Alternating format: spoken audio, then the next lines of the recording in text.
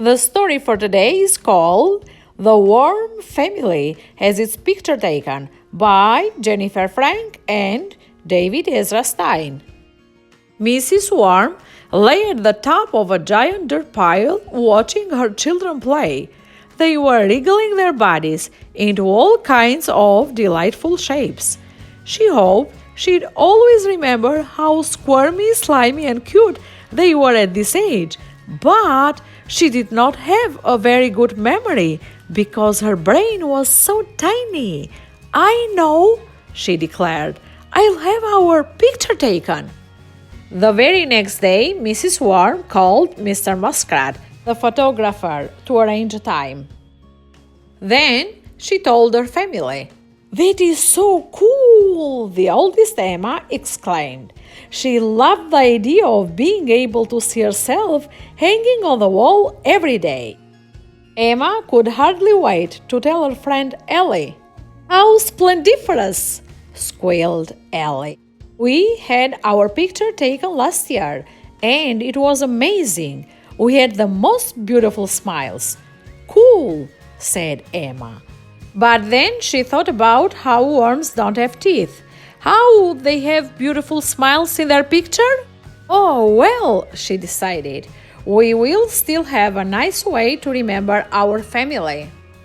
On her way home, Emma bumped into her friend Abigail and told her about the family portrait. "Too fabulous," meowed Abigail. "I just love having my picture taken. My human always takes me to the beauty salon first, so that my big puffy hair will look especially gorgeous." "Cool," said Emma, but then she thought about how worms don't have hair. How could they look puffy and gorgeous in their picture? "Oh, well," she decided, "we will still have a nice way to remember our family." As she continued on her way, Emma was feeling a bit less excited. At the forsythia bush, she saw her friend Olivia sitting on a branch. Emma told her about the portrait. "Oh, wowee!" squeaked Olivia and flitted high above Emma's head. "My family took one of those just last week, and all our colors made it look like a rainbow." "Cool," said Emma sadly as Olivia fluttered away on the breeze. She was already thinking about how worms are just one color. Her family was beautiful. She knew they were, but there would be no bright colors in their picture. "Oh, well," she decided, "we will still have a nice way to remember our family." But the rest of the trip home, Emma couldn't help feeling much less excited. As Emma fell asleep that night, she thought about what her friend had said. How was her family going to make their portrait special? When she woke up, she had an idea. The day of the photo shoot arrived, and Emma had a surprise for everyone. "Pretty!" her little sister squealed excitedly. Mr. and Mrs. Worm were less sure. Their new look was not comfortable.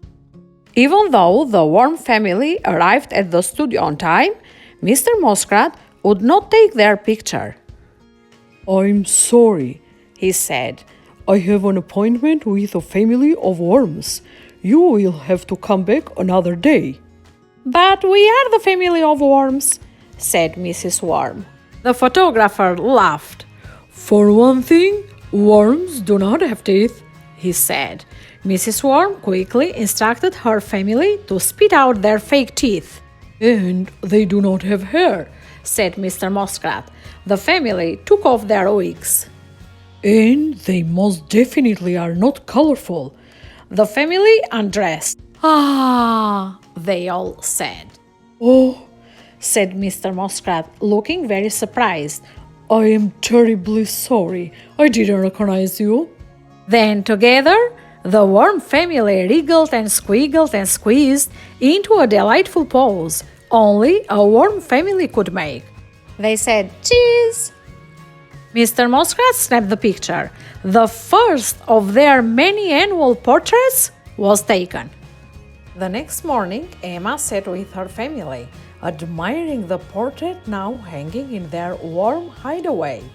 "It's perfectly perfect," she whispered, and she would have reached out and given them a great big hug if she'd had arms. In the end, thank you for listening.